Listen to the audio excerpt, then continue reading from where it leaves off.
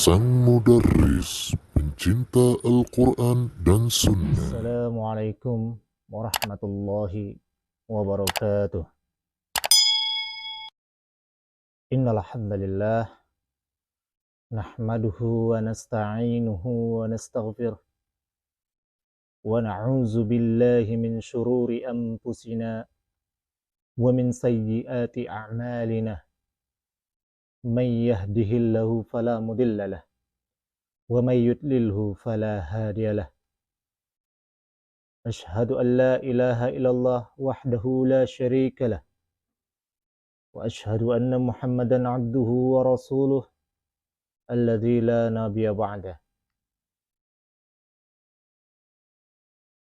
Faqala Allah Ta'ala fil Qur'anil Karim, a'udzu billahi minasy syaithanir rajim. Ya ayyuhalladzina amanu taqullaha haqqa tuqatih wa la tamutunna illa wa antum muslimun. Wa qala aidan fi kitabihil karim, a'udzu billahi minasy syaithanir rajim. Ya ayyuhan nasu ttaqu rabbakumul ladzi khalaqakum min nafsin wahidah wa khalaqa minha zawjaha wa batha minhuma rijalan katsiran wa nisaa'a wattaqullaha allazi tasaaluna bihi wal arham innallaha kana 'alaikum raqiba. Ya ayyuhalladzina amanu taqullaha wa qulu qawlan sadida yuslih lakum a'malakum wa yaghfir lakum dzunubakum wa may yuti'illaha wa rasulahu faqad faza fawzan 'azima. Amma ba'du. Fa inna asdaqal hadis kitabullah wa khairal hadi hadi Muhammad sallallahu alaihi wasallam wa syarrul umuri muhdatsatuha wa kullu muhdatsatin bid'ah wa kullu bid'atin dhalalah wa kullu dhalalatin finnar. Masirat muslimin rahimani wa rahimakumullah. Pertama-tama dan yang paling utama kita panjatkan puja dan puji syukur kehadirat Allah Subhanahu wa taala. Yang mana Allah taala telah memberikan kita nikmat, baik nikmat Islam, nikmat iman, sehingga kita masih bisa hidup di atas dunia ini.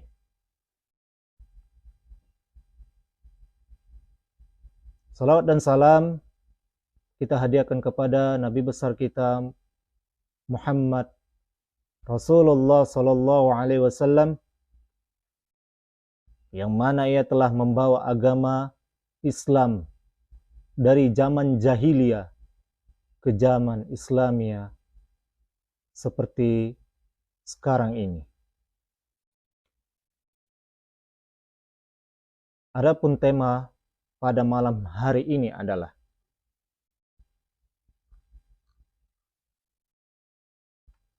tentang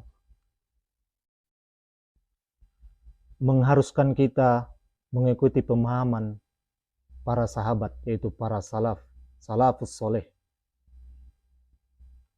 Dan mana dalilnya? Dalilnya ada dalam Al-Quran. Yang ini pernah dibahas oleh Ustadz Yahya Badrus Salam.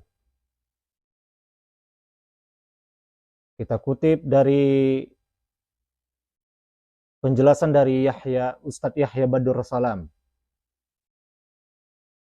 yakni dalilnya dari Al-Quranul Karim. Yang pertama, ayatnya yang berbunyi, yang artinya, dan barang siapa yang menentang Rasul sesudah jelas kebenaran baginya dan mengikuti jalan yang bukan jalannya orang-orang mukmin, kami biarkan ia leluasa terhadap kesesatan yang telah dikuasainya itu, dan kami masukkan ia ke dalam Jahannam, dan Jahannam itu seburuk-buruk tempat kembali Penjelasan ayat pertama ini adalah, cobalah kita renungkan kalimat yang bercetak tebal di atas. Bukankah Allah telah menyatakan bahwa di antara sebab tersesatnya seseorang ialah karena ia mengikuti jalan yang lain dari jalan-jalan orang yang beriman. Ghaira sabilil mu'minin. Pertanyaannya, siapakah orang yang beriman yang dimaksud oleh ayat ini? Jelas bahwa orang-orang yang pertama kali masuk dalam kategori ayat ini ialah mereka yang telah beriman saat ayat ini diturunkan. Mereka lah para sahabat Rasulullah sallallahu alaihi wasallam.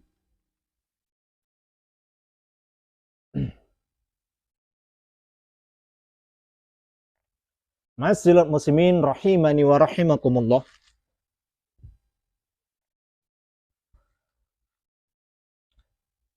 Karena Imam Syafi'i berdalil dengan ayat ini bahwa ijma'nya para sahabat adalah hujjah ataupun dalil. Dan barang siapa menyelisih ijma' mereka berarti termasuk orang-orang yang terancam oleh ayat di atas. Dan adapun ayat kedua, yang artinya orang-orang yang terdahulu lagi yang pertama-tama masuk Islam dari kalangan muhajirin. Dari kalangan muhajirin dan ansar. Dan orang-orang yang mengikuti mereka dengan baik. Allah telah ridho kepada mereka. Dan mereka pun ridho kepadanya. Dan Allah Ta'ala menyediakan bagi mereka surga-surga yang mengalir sungai-sungai di dalamnya. Mereka kekal di dalamnya selama-lamanya. Itulah kemenangan yang besar. Dalam penjelasan ayat kedua ini, sangat jelas bahwa Allah Ta'ala telah meridhoi para sahabat dari kalangan muhajirin dan ansar, serta orang-orang yang mengikuti mereka dengan baik. Mereka semua muhajirin dan ansar ini telah dijamin surganya oleh Allah Tabaraka wa Ta'ala. Lantas mengapa kita mencari teladan selain mereka yang belum tentu masuk surga dan selamat dari neraka? Padahal di hadapan kita telah terbentang jalan yang terang benderang menuju surga dan keridhaan Allah Tabaraka wa Ta'ala. Lantas jalan manakah yang lebih baik dari jalan mereka? Masihkah kita meyakini bahwa ada golongan lain yang lebih rajin beribadah dan lebih bertakwa dari mereka? Mungkinkah kita akan mendapat sebuah amal saleh yang belum mereka ketahui? Patutkah kita mencurigai atau menyaksikan keseriusan mereka dalam mengamalkan setiap yang baik? Ataukah semestinya kita mencurigai siapapun yang datang setelah mereka? Bila ia mengadakan suatu praktek ibadah yang belum pernah mereka lakukan, bagaimana menurut pembaca? Dalam ayat ketiga ini, yang berbunyi, yang artinya, hai orang-orang yang beriman, bertakwalah kepada Allah, dan hendaklah kamu bersama orang-orang yang benar. Selanjutnya ayat keempat. Bagi para fuqara yang berhijrah yang diusir dari kampung halaman dan dari harta benda mereka karena mencari karunia dari Allah Tabaraka wa Ta'ala dan keridhaannya, dan mereka menolong Allah dan Rasulnya. Mereka itulah orang-orang yang benar dan orang-orang yang telah menempati kota Madinah dan telah beriman sebelum kedatangan mereka. Mereka mencintai orang-orang berhijrah kepada mereka. Dan mereka tiada menaruh keinginan dalam hati mereka terhadap apa-apa yang diberikan kepada mereka. Mereka ini apa nih maksud? Mereka inilah orang-orang yang orang muhajirin. Dan mereka mengutamakan orang-orang muhajirin atas diri mereka sendiri. Sekalipun mereka memerlukan apa yang mereka berikan itu. Dan siapa yang dipelihara dari kekikiran dirinya, mereka itulah orang-orang yang beruntung.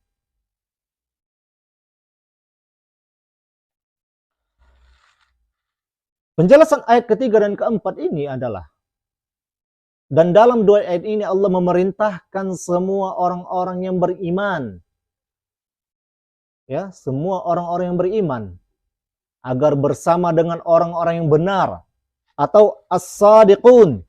Kemudian dia menjelaskan bahwa orang-orang yang benar tersebut ialah para sahabat dari kalangan muhajirin dan ansar. Sedang dalam kaidah usulul fiqih, setiap perintah itu hukumnya wajib. Hingga ada dalil lain yang menggesernya menjadi mustahab. Mustahab itu yaitu sunnah, menjadi sunnah atau mubah. Dan dalil tersebut tidak ada kesimpulannya, kita wajib mengikuti jalan mereka. Selanjutnya ayat kelima. Jika mereka beriman dengan apa yang kalian beriman dengannya, berarti mereka telah mendapat petunjuk.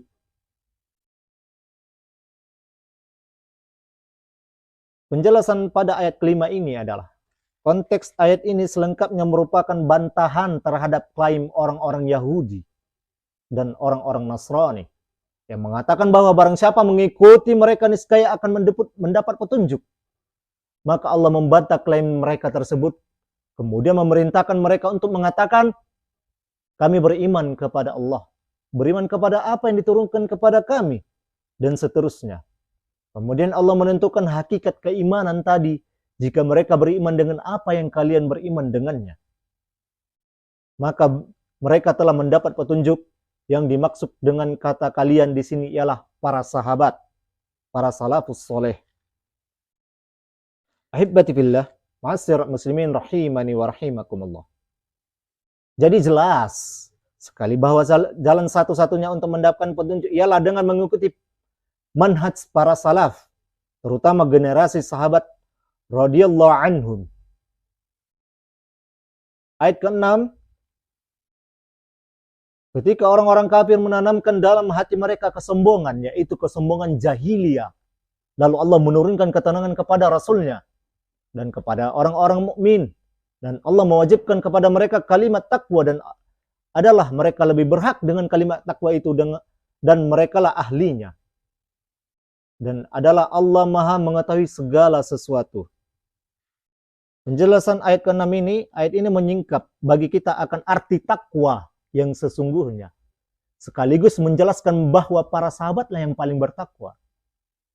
Perhatikan ayat di atas bahwa yang memberi stempel ahli takwa bukanlah manusia, jin, ataupun makhluk lainnya, tetapi pencipta alam semesta, Allah tabaraka wa ta'ala. Adapun dalil dari as-sunnah, tadi sebelumnya kita membahas dalil dari Al-Quran, dari kalamullah. Sekarang kita menjelaskan dalil dari as-sunnah. Berikut ini beberapa hadis yang menjadi landasan dalam bermanhaj salafus soleh. Yang artinya, dari Abdullah ibnu Mas'ud radhiyallahu anhu katanya, Rasulullah sallallahu alaihi wasallam bersabda, sebaik-baik manusia ialah mereka yang hidup di zamanku, kemudian yang datang setelah mereka, kemudian yang datang setelahnya lagi. Hadis diriwayatkan Bukhari. Hadis diriwayatkan Bukhari dan Muslim.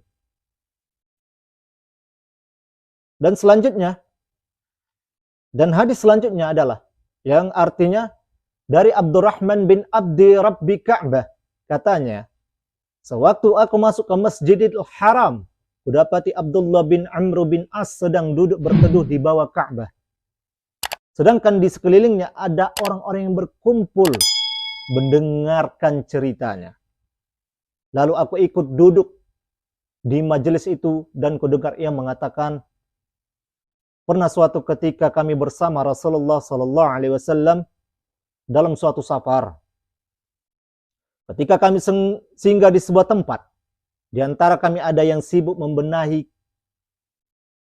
tempatnya, ada pula yang bermain panah, dan ada yang sibuk mengurus hewan gembalaannya. Tiba-tiba penyuruh Rasulullah sallallahu alaihi wasallam lantang, berseru lantang, ayo mari salat berjamaah. Maka segeralah kami berkumpul di tempat Rasulullah sallallahu alaihi wasallam. Lalu beliau bersabda, Sesungguhnya tak ada seorang nabi pun sebelumku, melainkan wajib baginya untuk menunjukkan umatnya akan setiap kebaikan yang ia ketahui. Dan memperingatkan mereka dari setiap kejahatan yang ia ketahui. Sesungguhnya umat kalian ini ialah umat yang keselamatannya ada pada generasi awalnya. Sedangkan generasi akhirnya akan mengalami bala dan berbagai hal yang kalian ingkari. Hadis riwayatkan Muslim.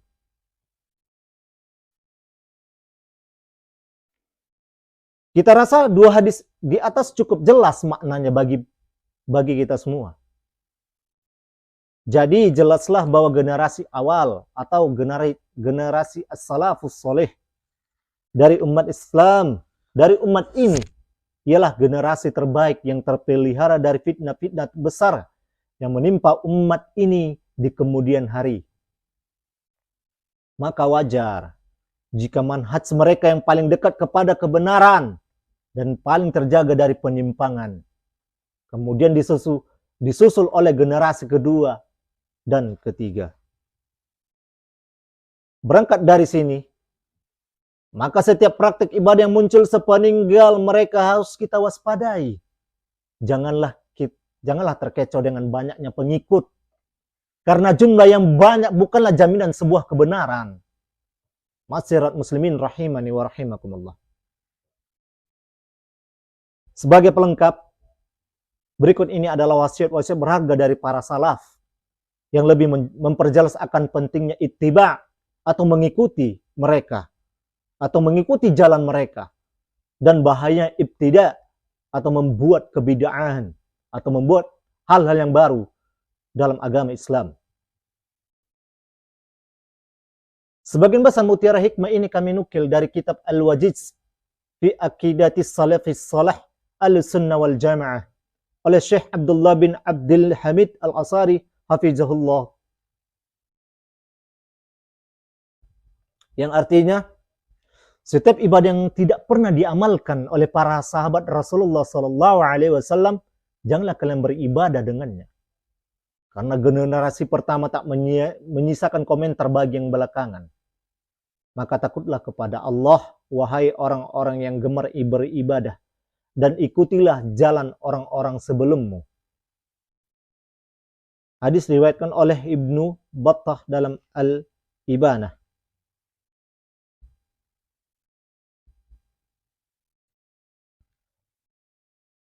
Siapa yang ingin mengikuti ajaran tertentu, hendaklah ia mengikuti ajaran orang yang telah wafat, yaitu para sahabat Rasulullah Sallallahu Alaihi Wasallam.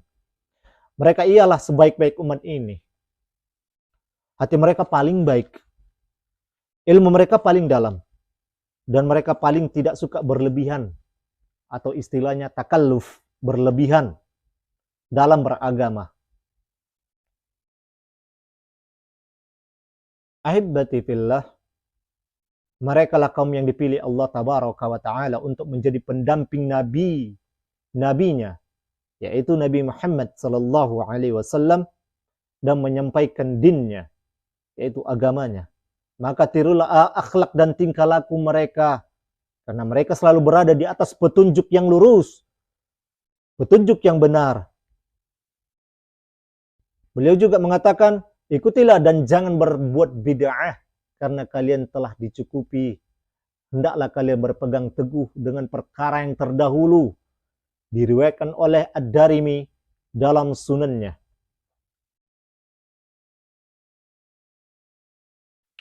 Hadis selanjutnya, yang artinya dari Abis bin Rabi'ah, katanya, aku melihat Umar ibn al-Khattab sallallahu alaihi wasallam mencium Hajar Aswad seraya berkata, aku tahu pasti bahwa engkau hanyalah sebuah batu yang tak dapat memberi mudarat maupun manfaat. Kalau bukan karena aku melihat Rasulullah sallallahu alaihi wasallam menciummu, kau tak akan kucium. Muttafaqun alaih. Dari Abu Ala bin Abdullah bin Shikir, katanya, ada seorang bersin di samping Umar bin Khattab, lalu mengucapkan, Assalamualaikum. Maka sahut Umar, alaika wa ala ummik. Apa kalian tidak tahu apa yang mesti diucapkan ketika bersin? Kalau kalian bersin, hendaknya mengucapkan alhamdulillah. Sedang yang mendengar mengucapkan yarhamukallah.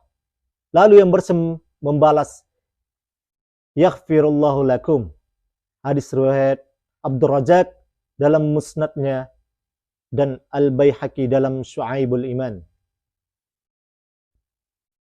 Hadis yang senada juga diriwayatkan dari sahabat Salim bin Ubaid, yang artinya bahwa ketika beliau bersama rombongannya dalam sebuah safar, ada seorang yang bersin lantas mengucapkan assalamualaikum, maka sahut Salim, alaika wa ala ummik. Dalam riwayat At-Tahawi ditambahkan apa hubungannya antara salam dengan orang bersin. Kemudian Salim berkata lagi, nampaknya kau tersinggung dengan ucapanku barusan. Jawabnya, ya. Andai saja kau tak menyebut-nyebut ibuku tadi. Lalu kata Salim, aku tak mengucapkan lebih dari yang diucapkan Rasulullah SAW. Suatu ketika kami sedang bersama beliau SAW, tatkala ada orang yang bersin mengucapkan assalamualaikum, maka Rasulullah SAW menjawab, alaika wa ala ummik. Lalu lanjutnya, kalau kalian bersin hendaklah mengucapkan alhamdulillah, atau alhamdulillah ala kulli hal, atau alhamdulillah rabbil alamin. Hadis riwayat Abu Dawud, Tirmizi, Ahmad dan At-Tahawi.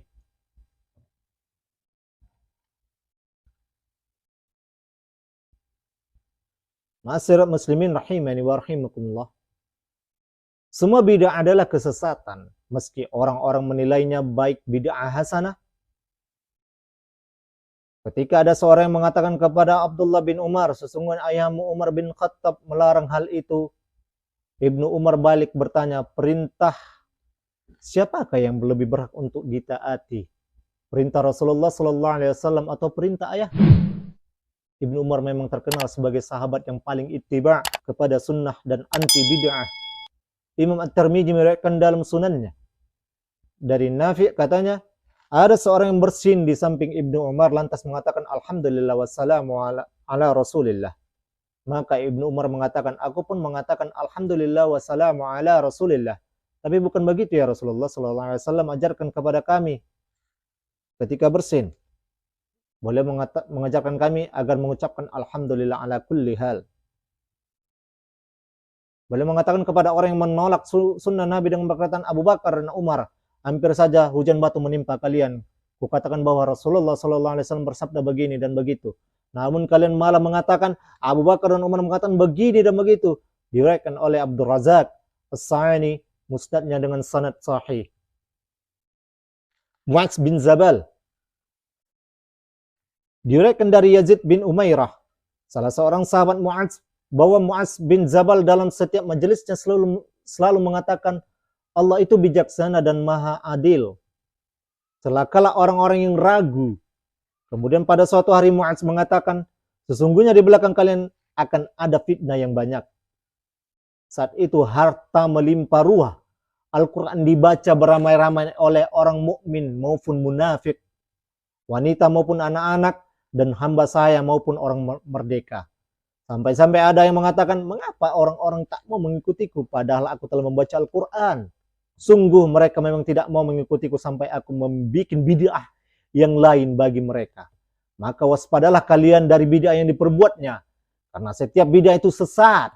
Dan waspadalah kalian dari kesesatan orang bijak, karena syaitan kadang menyampaikan kesesatan melalui lisan si bijak, dan kadang si munafik mengatakan yang hak. Maka tanyaku, semoga Allah merahmatimu. Lantas bagaimana aku tahu bahwa si bijak menyampaikan kesesatan dan si munafik berkata benar? Bisa, jawab Mu'adz. Yaitu ketika si bijak mengatakan sesuatu yang jelas batil, hingga kamu mengatakan, omongan apa ini? Namun jangan sampai hal itu menjauhkanmu darinya, karena boleh jadi ia segera bertaubat dan kembali kepada kebenaran. Maka terimalah al-haq begitu kamu mendengarnya, karena dalam al-haq itu terdapat cahaya. Ma'asyiral muslimin rahimani wa rahimakumullah. Makna kesesatan orang bijak sebagaimana yang dijelaskan dalam Alkitab Ainul Ma'bud ialah yang artinya yaitu menyimpangnya seorang alim dari al-haq.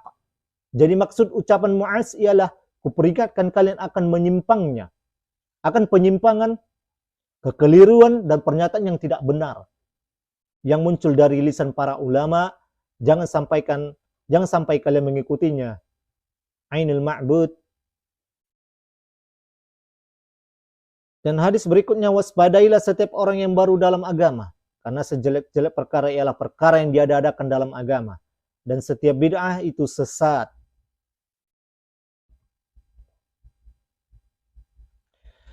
Bid'ah itu lebih disukai oleh iblis daripada kemaksiatan.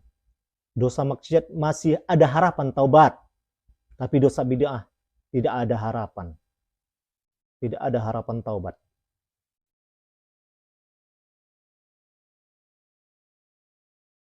Ahibbati fillah, ketahuilah bahwa kematian hari ini adalah keramah atau kemuliaan bagi setiap muslim yang menghadap Allah Tabaraka wa Ta'ala di atas sunnah Rasulullah SAW. Kita semua adalah milik Allah Tabaraka wa Ta'ala, dan kita semua akan kembali kepadanya. Kepada Allah Tabaraka wa Ta'ala lah kita mengadukan kesendirian kita, mangkat saudaranya kita, sedikitnya penolong kita, dan kemunculan bid'ah di mana-mana. Kepadanya juga kita mengeluh akan besarnya musibah yang menimpa umat ini, karena mangkatnya para ulama dan pengikut sunnah, serta munculnya berbagai bid'ah.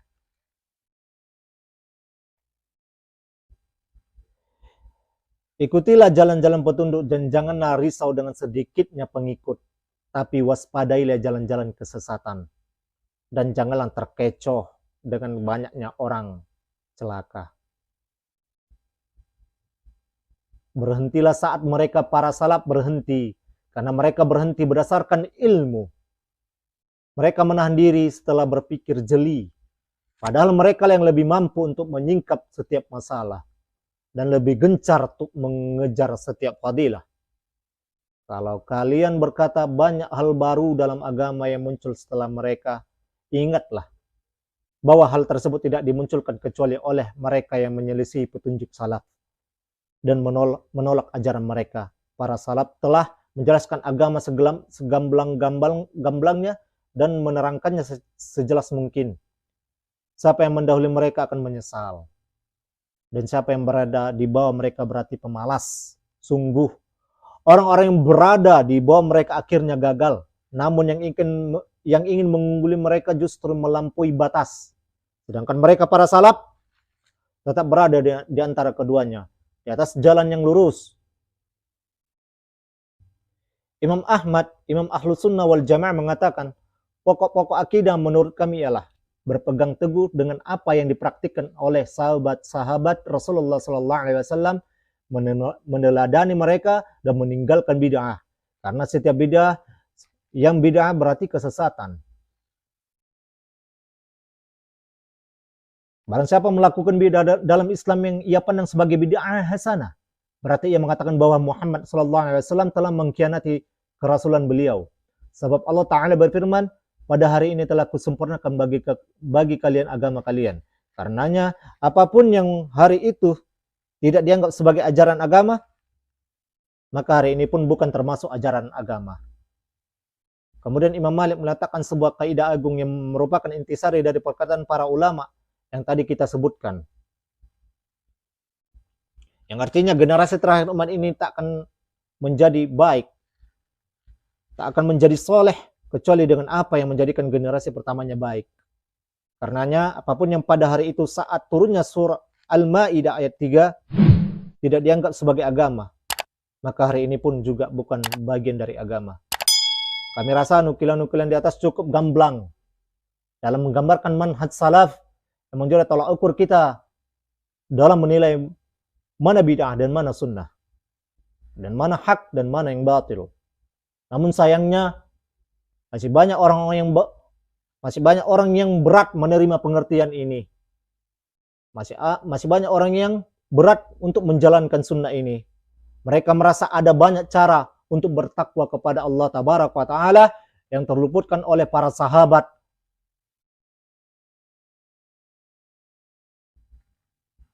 Wallahu a'lam. Ma'asyiral muslimin rahimani wa rahimakumullah.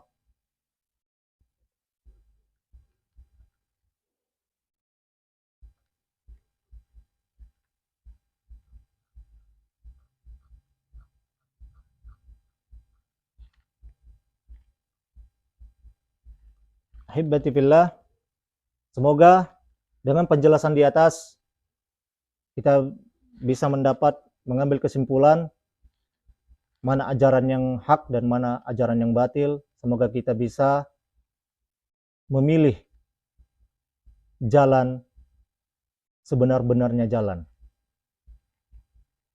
Mungkin ini yang bisa dapat saya sampaikan. Kurang dan lebih saya mohon maaf, dan jika ada yang salah saya mohon maaf, dan jika ini benar yang saya sampaikan, ini datang dari Allah Tabaraka wa Ta'ala. Akhirul kalam, Assalamualaikum warahmatullahi wabarakatuh.